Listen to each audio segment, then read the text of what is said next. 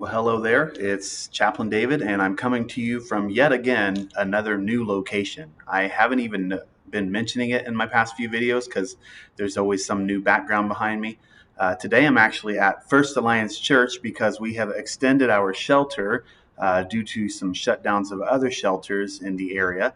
And I am working here, just kind of helping out the staff and keeping everybody safe for the ones who are currently staying at the shelter here at the church.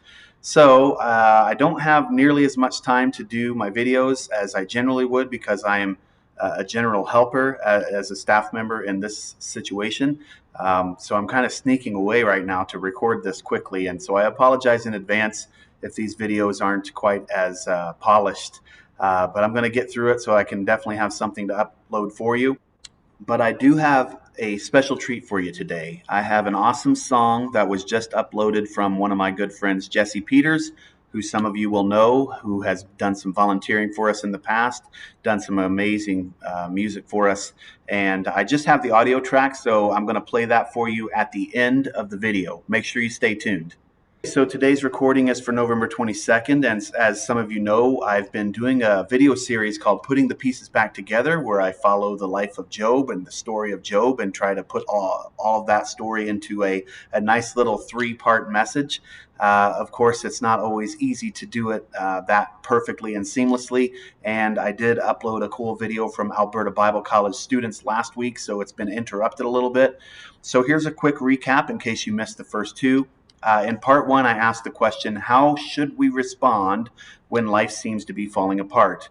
And according to the first few chapters in the book of Job and the way he responds to his situation, it's worth pointing out that Satan cannot operate outside of God's will and design. No matter how bad life gets, no matter how much you feel oppressed or attacked, Satan cannot operate outside of what God permits. Now, that might sound heavy and difficult and kind of awful, but we have to understand that God is in control at all times, and I'm going to talk about that more in this message today. So Satan can't operate outside of God's will, and we also must turn to God. If you follow Job's story, you'll see that he's constantly turning back to God and inviting God's presence into his life instead of turning away, which is obviously very tempting to do when we're faced with difficult times.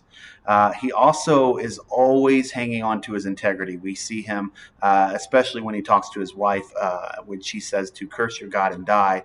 And he basically says, no way, I'm not giving up on God, and I'm not going to let go of my integrity.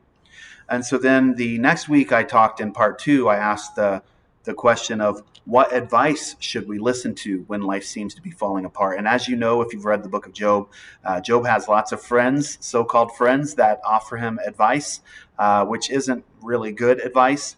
But basically, when we're thinking of this difficult situation that we're in and we have people offering advice, we need to be looking for opportunities to grow and get stronger, no matter what the people are telling us.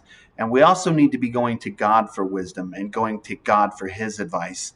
And then finally, sometimes you don't want anybody's advice because they're not going to steer you in the right direction. It's more important to know what God is telling you and to follow that and not waver in your faith. Now, if you're following this series, you're familiar with the idea of the puzzle analogy that I've been using, where we kind of see when you first start to build a puzzle, you just open it and maybe dump out all the pieces. And that's kind of what happened to Job at the very beginning. His whole life is falling apart, literally as bad as it can possibly be. And his puzzle pieces of his life are just kind of literally thrown all over the place. And then there's a couple other stages in doing a puzzle where basically you take out the edge pieces and try to build the frame, and then you maybe attack something with a little bit of color or a design or some kind of pattern that's easier, and then just continue to sort and resort and narrow that down.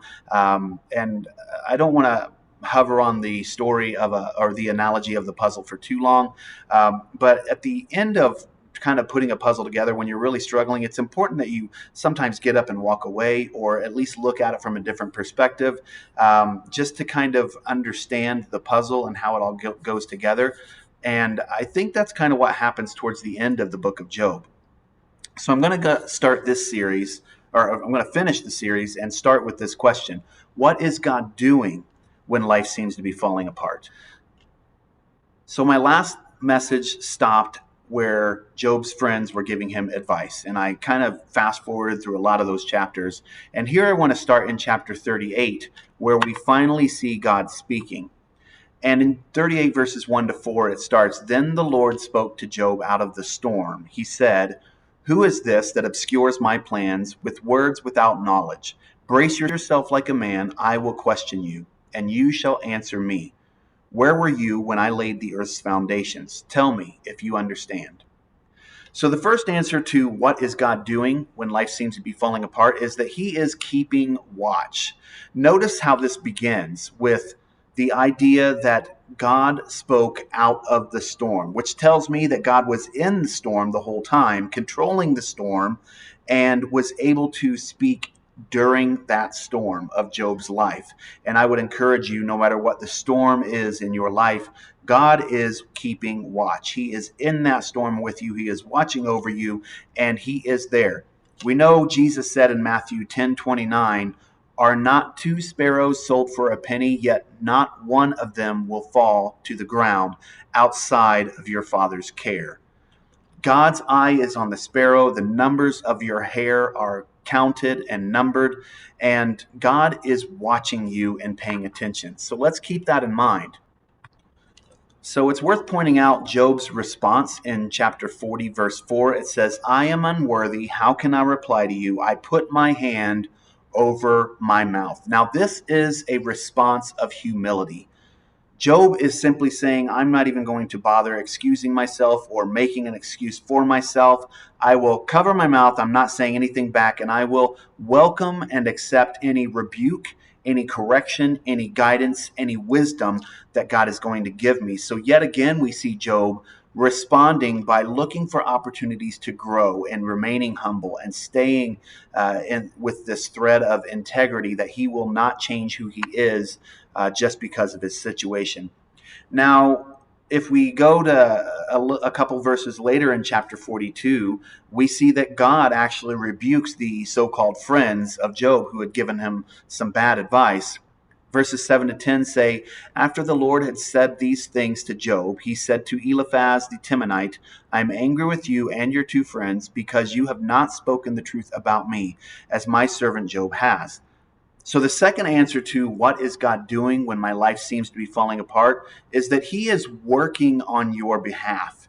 He rebuked Job's friends. Job did not have to do this. Job did not have to kind of defend himself. Now, if you're thinking about Elihu, the guy who comes in kind of towards the end of the story, many theologians think that he was not included in the rebuke because he actually spoke more directly about Job's condition and kind of attempted to justify God and God's actions. However, remember that the Bible never records anything about Job actually sinning or doing anything wrong to quote unquote deserve what's going on in his life. But Paul quotes God in Romans 12:19, and he says, "Do not take revenge, my dear friends, but leave room for God's wrath. For it is written, 'It is mine to avenge. I will repay,' says the Lord."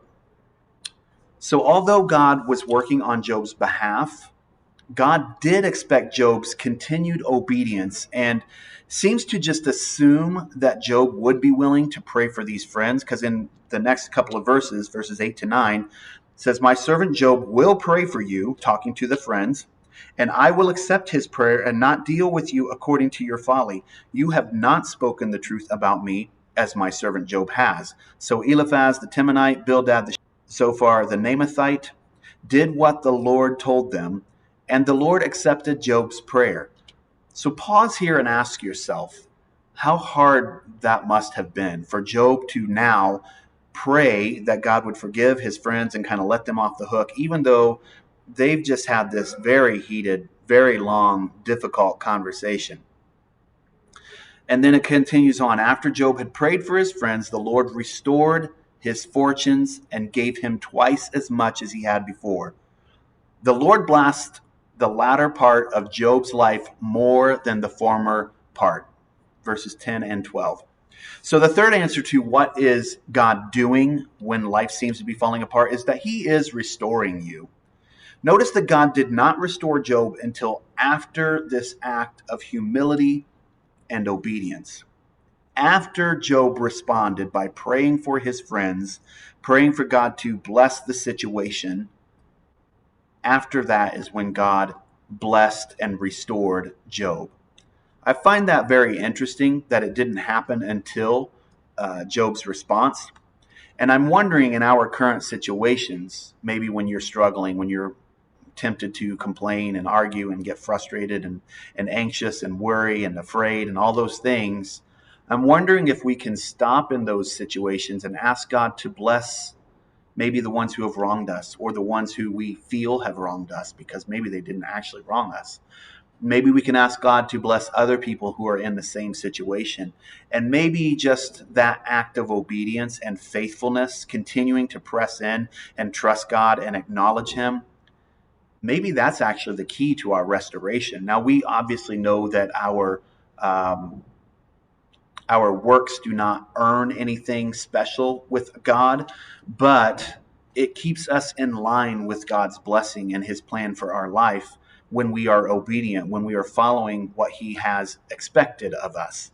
And as Christians, we owe it to ourselves to continually lay our needs before God and trust Him with those.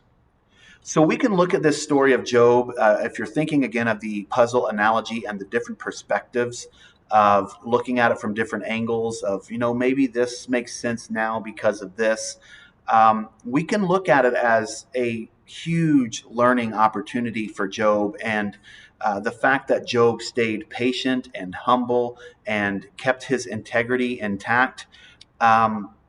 We can either say that God is just a huge jerk in Job's life and in many of our lives as well, and kind of get this idea that He just simply takes joy in our suffering, or we can look at it as He is simply standing on the sidelines expecting us to figure it out by ourselves. Or may I present a third and possibly the best scenario or perspective, is that He has a much wider view of our situation than we could ever have.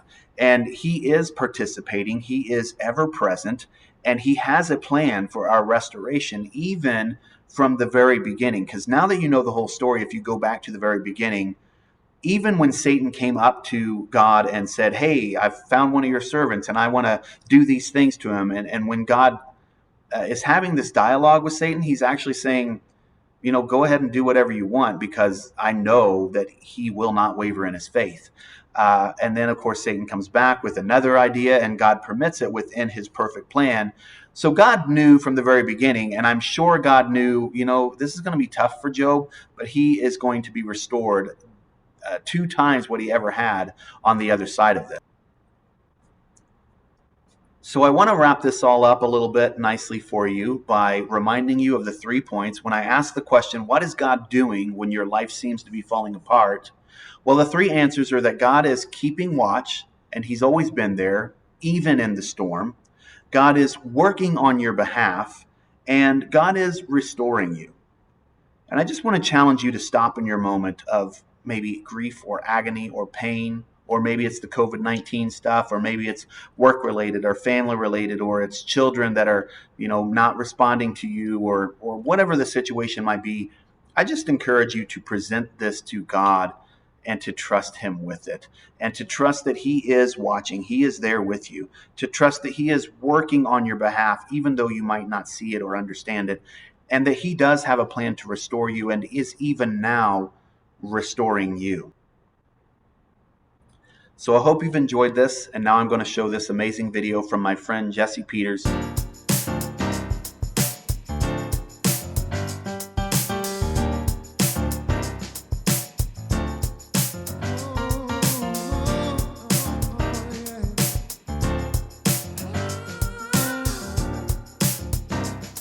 Come on, y'all, move with it for a minute. We are reaching for the unseen, holding hope tight to our chest. We are longing to be set free. When will liberation come? So we call on your name, let freedom come. Let freedom come. Yeah. Love shines in your eyes, bright and morning.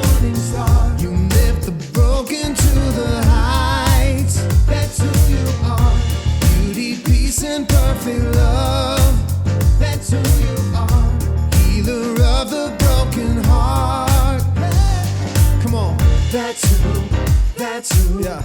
That's who you are. That's who, that's who, that's who, that's who you are. That's who, that's who, that's who, that's who you are. That's who, that's who, that's who.